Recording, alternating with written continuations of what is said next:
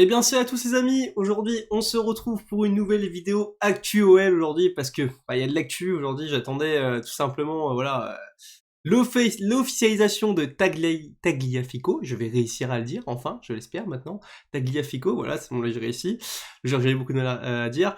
Qui est enfin officialisé à Lyon, les gars. Aujourd'hui, on va parler de ça, mais on va pas parler que de ça. On va parler aussi de deux sujets. Aussi du sujet du départ de Léo Dubois, parce que j'ai des choses à dire aussi sur le départ de Léo Dubois.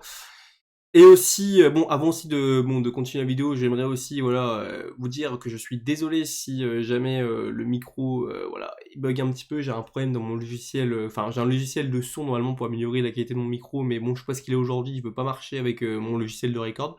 Je sais pas pourquoi, ça m'agace. Et ouais, c'est tout, donc excusez-moi s'il y a des problèmes de micro. Et deuxièmement aussi, je voulais dire aussi, bon, que je sais pas si vous voyez dans le fond, ça commence un peu à s'améliorer la décoration. Alors c'est pas du tout la décoration finale, j'ai plein de trucs, d'autres trucs à faire, à arranger aussi derrière, j'ai un peu de choses à ranger. C'est en place, faut juste que je commande les dernières choses pour vraiment commencer à constituer la déco finale que je vais améliorer. Et puis écoutez, bah c'est tout ce que j'avais à dire pour cette intro, il me semble que j'ai rien oublié. Et puis voilà, quand on va commencer par la vidéo, par le thème de cette vidéo. Donc les gars, on va déjà commencer par l'arrivée de Tagliafico à l'OL. Donc Tagliafico, les gars, qui est un joueur, un latéral gauche argentin. Enfin, notre latéral gauche, on l'a. Hein. Latéral gauche argentin, âgé de 29 ans, mais on peut dire quasiment 30 ans, parce que là, il me semble que fin août, il a 30 ans. Joueur d'expérience, les gars, qui est argentin, qui arrive à Lyon. Alors, c'est un joueur qui vient de l'Ajax. Bon, ça, vous le savez tous. Je pense que Tagliafico, c'est quand même un joueur qu'on connaît plus que les autres, que d'autres joueurs que j'ai vus. Enfin, moi, du moins, que je connais plus que les autres qui sont arrivés dernièrement, à part, bien sûr, les Tolisso et la Casette. C'est un joueur surtout que moi je pense qu'on a tous vu qui s'est révélé pendant la saison 2018-2019 avec ce formidable parcours par l'Ajax, par l'Ajax d'Amsterdam qu'on ne voyait pas assez aller aussi loin, qui ont sorti quand même le Real Madrid tenant du titre des 3 ligues LDC de suite, plus la Juventus de Ronaldo. Sacré parcours, et enfin j'étais limite déçu qu'il s'était fait sortir face à Tottenham. J'aurais bien voulu voir une finale Liverpool-Ajax, ça aurait eu de la gueule. Tagliafico qui vient de l'Ajax, mais alors faut faire attention, c'est un joueur qui n'était pas connu par Buzz, tu vois. Buzz par exemple, il me semble a entraîné des joueurs comme De Jong, comme peut-être pas De Ligt, non, mais comme Tadic. Je connaissais beaucoup de joueurs qui ont fait ce fameux parcours. Tagliafico, il est pas du tout connu par Buzz, alors il est pas connu, bon, il le connaît de nom quoi, mais il l'a pas entraîné quoi, c'est ça que je veux te dire, il l'a pas entraîné. Donc écoutez, bon, pour cette opération, je pense sincèrement, moi je vais vous dire ce que j'en pense déjà de tout simplement maintenant, c'est pour moi très positif. Je suis très heureux que Tagliafico nous rejoigne. Je pense que c'est un bon coup, d'une part parce que le gars on l'a acheté avec un coût faible, il me semble. Hein. Alors je sais plus, mais il me semble que c'est moins de 10 millions, c'est très bien, je trouve que enfin il me semble, après c'est les chiffres qui ont été donnés. Maintenant, il y a des petites choses quand même qui sont à redire sur l'arrivée de ce joueur. Notamment, on a vu qu'on a beaucoup galéré dans ce dossier. Hein. À ce qui paraît, voilà, le joueur n'était pas forcément trop emballé par Lyon. De par le fait que voilà, enfin c'est pas qu'il était pas trop emballé, mais c'est que bon voilà, il attendait, il y avait un peu un jeu avec les agences, qu'il voulait rejoindre, il me semble, le FC Barcelone, un truc comme ça. Le Barça ne voulait pas, du coup il s'est rabattu sur nous. Il avait même, il me semble, des approches d'un club anglais, Brighton, il me semble aussi. Voilà, quand j'avais entendu ça, j'étais un peu refroidi par ça, et même encore aujourd'hui, tu vois, je me pose des questions, parce que bon, je pense qu'il vient vraiment parce qu'il voit qu'il a aucune autre opportunité. Après les gars, voilà, on n'a pas de Coupe d'Europe, même si Brighton n'avait pas d'autre Coupe d'Europe aussi, mais je pense que Brighton pouvait le payer cher aussi. Donc ouais, il y a eu un jeu avec les agents, il me semble que ça a pris beaucoup de temps. Je suis assez déçu par contre là-dessus, c'est que le dossier, pas forcément son dossier en lui-même sur lui, mais juste le dossier de latéral gauche pour moi a pris beaucoup trop de temps. C'est un truc qui aurait dû être réglé dès le début. Donc ouais. Alors en plus, c'est un joueur aussi, il faut quand même aussi le dire, Tagliafico, qui clairement, on va pas se mentir, il a un boulevard pour s'imposer, les gars. C'est un joueur, il a un boulevard pour s'imposer, et son seul concurrent, c'est Enrique. Voilà, par ça, à gauche, t'as personne. C'est pour ça que c'était un poste qu'il fallait absolument, remplacer, ça je vous apprends rien. Et c'est aussi un joueur, surtout, et je pense que c'est là où ça peut nous faire du bien, nous, qu'on a vraiment beaucoup, il a beaucoup intérêt à venir à Lyon. Et je pense qu'il va vraiment se donner à fond là-dessus. C'est qu'on a vu qu'à l'Ajax, il était complètement placardé. Enfin, il était complètement placardé. Non, il était pas placardé non plus, il faut quand même pas décoller, mais il jouait une vingtaine de matchs par saison. Même sa meilleure saison, il me semble, 2018-2019, il a joué qu'une trentaine de matchs à l'arrivée, même pas une trentaine de matchs. Donc à l'arrivée, il a jamais fait de saison complète. C'est un joueur, je veux dire, vraiment, qui va pour moi vraiment vouloir ce joueur être sélectionné pour la Coupe du Monde. Et vu qu'il a peu joué avec l'Ajax, bah, je pense qu'il savait qu'en restant à l'Ajax, il aurait très peu de chances de jouer cette Coupe du Monde, parce que bah, forcément il a peu de temps de jeu, on sait pas dans quel état physique, et ça après je vais en parler un peu dans les soucis que j'ai avec ce joueur. Un joueur ouais, qui forcément du coup va vouloir jouer en Ligue, qui va vouloir, il me semble, normalement prouver qu'il est bon pour jouer en sélection avec l'Argentine à la Coupe du Monde 2022, qui, bah, mine de rien, est au mois de novembre, hein, ça s'approche, alors on n'y est pas encore, mais quand même ça s'approche. Donc ouais, Voilà. Après, bon, comme je dis, le problème que j'ai avec quand même Tagliafico, et c'est pas franchement le latéral gauche en premier que je suis allé chercher, j'aurais préféré largement un Tyron Malacia, ou même bon, un Wijndal, mais bon, ces joueurs-là sont déjà partis dans d'autres clubs. Il y avait aussi d'autres latérales gauche à faire. Alors Merlin, j'étais pas aussi hype, mais bon, voilà, il y en avait d'autres. Pour moi, il y avait d'autres choses à faire que Tagliafico pour moi. Parce qu'il y a plusieurs choses qui me m'inquiètent. La première chose, comme je dis, c'est qu'il n'était pas titulaire en club. Je pense que c'est un joueur, alors, qui quand même n'a plus, on va dire, pour moi, de rythme. Il a été remplacé, il me semble, par Danny Blind. Il me semble notamment beaucoup cette saison. Il a joué la saison dernière, hein, mais il a été beaucoup remplacé par Danny Blind. Il me semble que ça, c'est Danny Blind. Je crois que c'est Danny son nom, je suis pas sûr. Un Blind, quoi, au cas où. Danny Blind qui a remplacé souvent, donc je sais pas dans quel état physique il va être en fait. C'est ça mon inquiétude, c'est que le mec, bah, tu sais que comme il a pas beaucoup joué cette saison, est-ce qu'il sera capable, parce qu'il il va être titulaire, on va dire normalement les 3 quarts de la saison, on va dire bon, on va jouer on va dire maximum, voilà, on va dire je pense une 40-45 matchs. Est-ce qu'il va être capable, on va dire, de jouer 3 quarts de ces matchs-là, quoi. C'est ça mon inquiétude par rapport à ce joueur. Autre chose aussi où je suis un peu inquiet, je regarde mes notes là, c'est pour ça qu'il faut que je regarde là. C'est aussi, les gars, comment je disais aussi par rapport au mental du joueur, parce que c'est vrai que là-dessus, je ne sais pas du tout quel joueur il est au niveau mental, Tagliafico, je vous avoue que je n'ai aucune idée de quoi il est, comme de quel mental du moins il a en lui. Est-ce que c'est un joueur vraiment qui a des grandes ambitions? Est-ce qu'après la Coupe du Monde, il va rebaisser son niveau? Enfin voilà, enfin et encore, j'espère quand même qu'il va quand même nous prouver des bonnes choses au début. Je pense qu'il va se bouger le cul pour jouer à la Coupe du Monde. Après, qu'est-ce qu'il va donner? Je disais donc oui, physiquement, j'ai des problèmes par rapport à ça. Physiquement, est-ce qu'il va être capable vraiment d'enchaîner tout ça? On sait pas de son état physique, c'est un peu problématique. Et surtout, ouais, c'est ça, au final, bah, j'ai rien d'autre à dire de ça. Après, sur les points positifs, bon, Tagliafico, je vais pas faire l'analyste là-dessus, parce que c'est un joueur que, à part son parcours avec l'Ajax, voilà, en 2018-2019, c'est un mec que je regarde jamais. Moi, je vous dis sincèrement, je l'ai très peu vu jouer, je vais pas me faire une idée sur son niveau global. Je pense qu'il sera, moi, en arrivant, ça va pas être le Tagliafico de la saison 2018-2019. Mais je pense quand même que c'est un latéral gauche, et ça, je pense d'après ce que j'ai vu quand même, je pense que c'est un latéral gauche quand même qui est, on va pas se mentir, largement meilleur qu'Enrique, du moins je l'espère. S'il reprend confiance en lui, j'espère c'est surtout ça. Bah, je pense que ça peut être meilleur qu'Emerson. Par contre, s'il ne reprend pas confiance en lui, bah, ceux qui détraquaient, on va dire, un peu Emerson, bah, je pense qu'ils vont être déçus parce que pour moi, c'est un joueur qui peut être moins bon qu'Emerson. Donc ça, c'est pour ça que je le dis. Et aussi, bah, du coup, ma problématique là-dessus, c'est qu'il arrive tard, quoi, donc il n'aura pas la préparation. Pareil, ça aussi, je vais en parler, mais dans les récentes interviews de Buzz, j'avais pas l'impression que Buzz était emballé par ce joueur. J'ai l'impression que limite, c'est pas lui qui voulait. On va voir, on va voir. Bon, ça reste quand même, je pense, un latéral gauche globalement de qualité pour une équipe qui ne joue pas de Coupe d'Europe. Et au prix qu'on a, je trouve que c'est quand même un bon coup. Je trouve que c'est quand même un bon coup. J'attends de voir. Après, je vais pas me prononcer. On verra. J'espère qu'il va nous prouver sur le terrain. Mais quand même heureux de le voir arriver. Quand même. Au moins, je sais qu'on a un latéral gauche. Au moins, tu me dis au moins, voilà, dans ma tête, on a notre latéral gauche. Ça, c'est bien. C'est tout ce que je vais dire sur Tagliafico, les gars. Maintenant, on va passer au départ de Léo Dubois, qui me met le sourire aussi, parce que je vais pas vous mentir. Et je vais être totalement sincère avec vous. Hein. Les gars, Léo Dubois, son départ me fait aussi bien qu'une arrivée. C'est pour vous dire à quel point je suis heureux de voir que Léo Dubois part. Et je vais vous dire, pour moi, Léo Dubois, c'est un départ les gars, qui est super, mais super positif.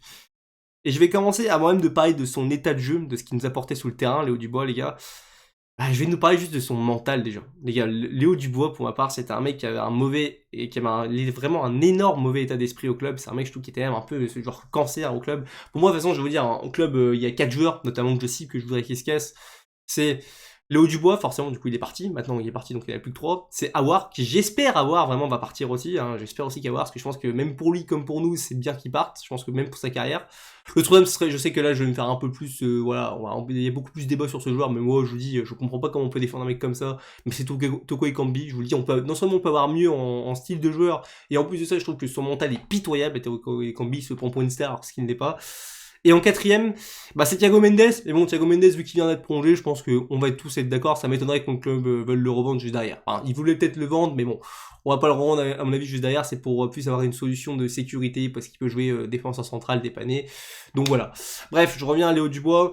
Léo Dubois, oui, je dis pour moi c'est un cancer, un cancer du club. Alors qui était beaucoup pris en grippe, hein, ça faut l'admettre. Hein. Léo Dubois, je te dis malgré tout que tu départs, même si c'est un peu, ça peut paraître un peu hypocrite ce que je veux dire dans ce que je veux dire à l'instant, après tout ce que je viens de dire à l'instant, mais merci quand même pour tout, parce que Léo Dubois, si on refait un peu les gars son passage à l'Olympique Lyonnais, moi je vais être sincère avec vous, la première saison de Léo Dubois c'était la saison 2018-2019, donc il est libre il me semble de Nantes, alors, je pense qu'il était en fin de contrat à Nantes, je suis pas sûr de ce que je dis là-dessus.